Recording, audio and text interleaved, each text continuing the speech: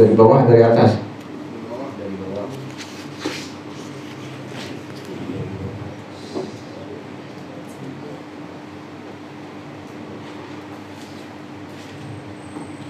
Bacaannya apa tadi?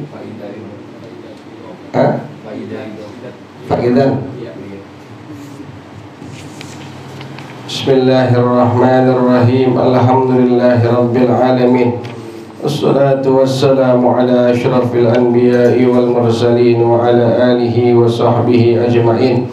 Qala as-syekhul imamul muallifu rahimahullah wa adaman naf'a bihi wa barakati ulumih wa bikum fid dharaini amin. Qala radiyallahu ta'ala ankum. Bismillahirrahmanirrahim.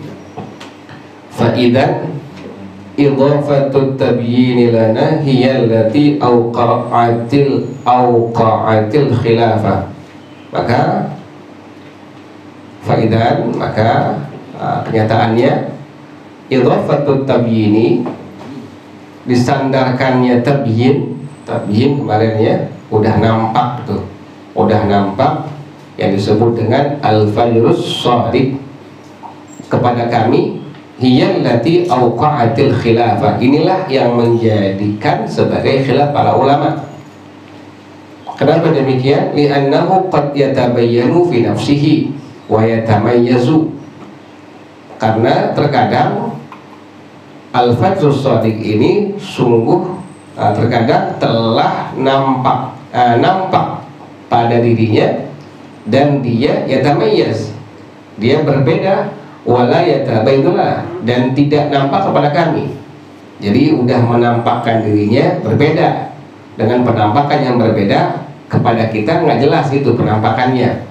Terkadang tapinya ya, yang sering sih enggak. Wa zahirul lafzi yujibu ta'alluqal imsaki bil ilmi, dan zahir lafaz kalimatnya adalah mewajibkan keterkaitan al-imsak, tidak boleh makan, tidak boleh minum, bil ilmi, dengan ilmu. Kalau sudah mengetahui bahwasanya sudah muncul daripada fajar shadiq, maka sudah tidak lagi boleh makan, tidak boleh lagi minum, dan seterusnya. Wal qiyasu yujibu ta'alluqahu bitulu'i nafsihi. Sementara qiyas, jadi kalau zahir lafaz hadisnya demikian, kalau sudah muncul fajar shadiq maka kita udah mulai puasa, nggak boleh makan, nggak boleh minum, dan sebagainya. Itu bil ilmi. Tapi qiyas analoginya mewajibkan apa? Ta'alluqahu bitulu'i nafsihi, mewajibkan keterkaitannya dengan muncul fajar shadiq itu sendiri. Jadi pas udah ada fajar shadiq maka berarti kita nggak boleh lagi makan, tidak boleh lagi minum. Tapi tidak demikian pada zahir lafaznya. Jadi beda ya antara zahir lafaz dengan qiyas. Kalau zahir lafaz hadis maka mewajibkan keterkaitan, menahan diri, nggak boleh makan, nggak boleh minum, bil ilmi, dengan mengetahui bahwasanya sudah muncul fajar shadiq. Kalau qiyas analogi mewajibkan keterkaitan, kita nggak boleh makan, nggak boleh minum dengan munculnya terbitnya fajar shadiq itu sendiri. Ini yang saya maksud kata pengarang rahimahullah, qiyasan, karena mengkias alal gurubi, atas terbenamnya matahari, wa ala sa'iri hududil awqati syar'iyyati, dan atas batasan-batasan waktu-waktu syariat yang lainnya. Ini sa'ir bukannya artinya berjalan, tapi al-baqi.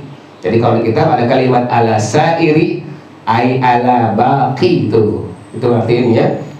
Kalau kita pada kalimat ala sa'iri maka adalah pengertiannya ala baqi hududil awqati syar'iyyati, dan atas batasan-batasan waktu-waktu syariat yang lainnya. Contohnya kazawali, seperti tergelincir matahari, dan sebagainya.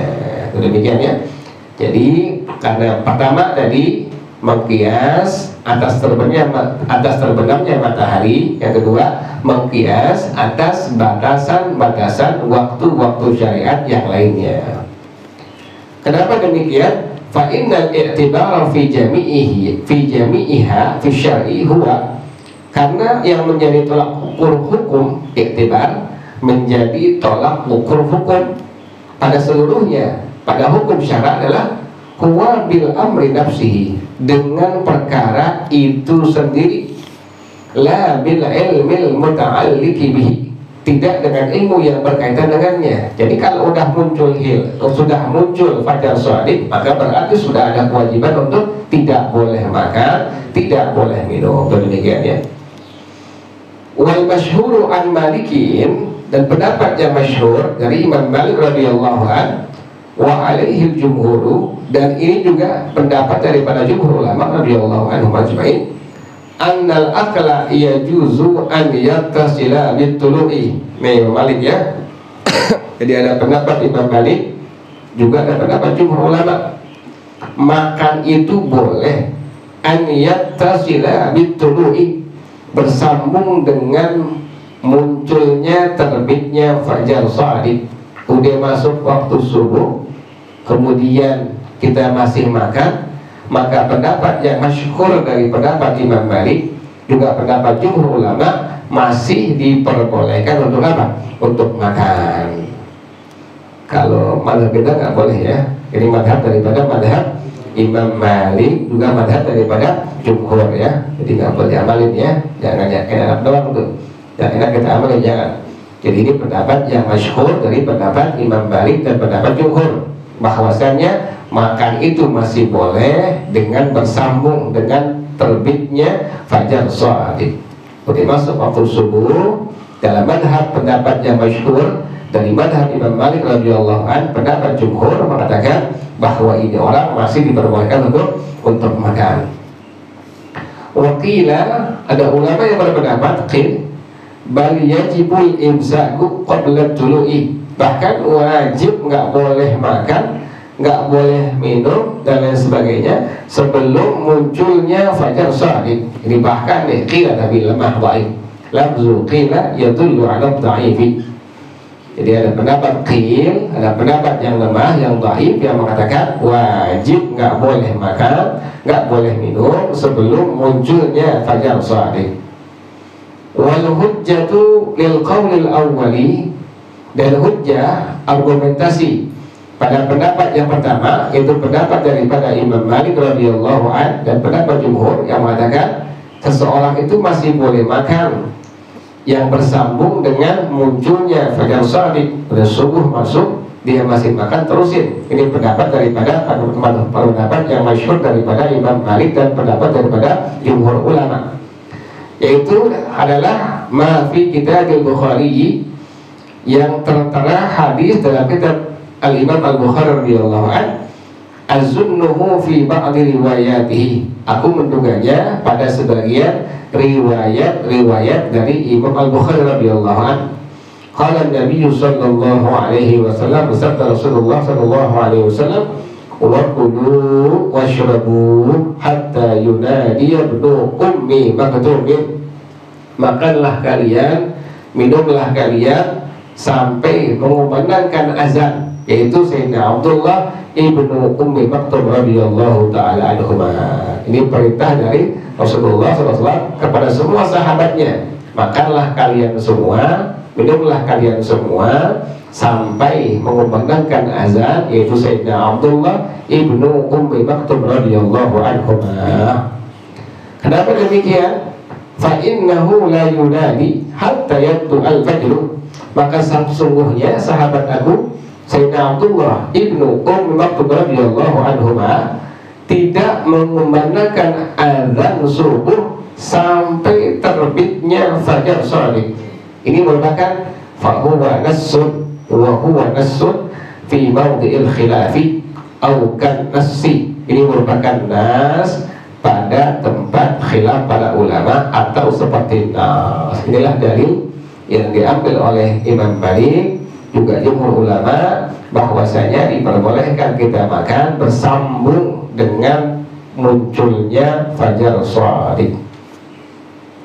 Wal muwafiqu li zahiri qawlihi ta'ala, dan sesuai, cocok dengan zahirnya firman Allah Ta'ala. Allah berfirman wa kulu washrabu, yang kemarinnya hatta yatabayyana lakumul khaytul abyadu minal khaytil aswadi minal fajri.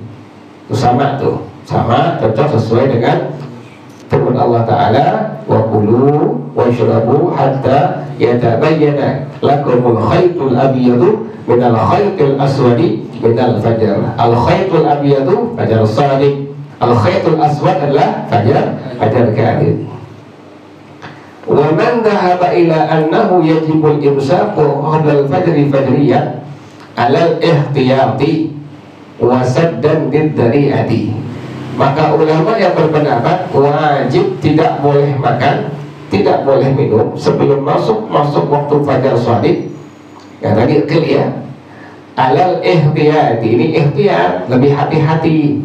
Kemudian wasad dan lidzari'ati, menutup ad-dzari'ah. Jadi sad dan lidzari'ah, menutup daripada pintu yang tidak bagus. Sad dan lidzari'ah. Ini pendapat ulama yang memang dia tadi berpendapat bahwasanya wajib tidak makan, tidak minum sebelum masuk fajar shadiq. Ikhtiyar yang pertama, yang kedua sad dan lidzari'ah, menutup daripada ad-dzari'ah, wasilah atau pintu-pintu. Wa huwa awwalul qaulaini, inilah pendapat yang paling wara. Sad dan lidzari'ah, ad-dzari'ah al-wasilah. Ad-dzari'ah dia punya makna al-wasilah, sad dan menutup wasilah.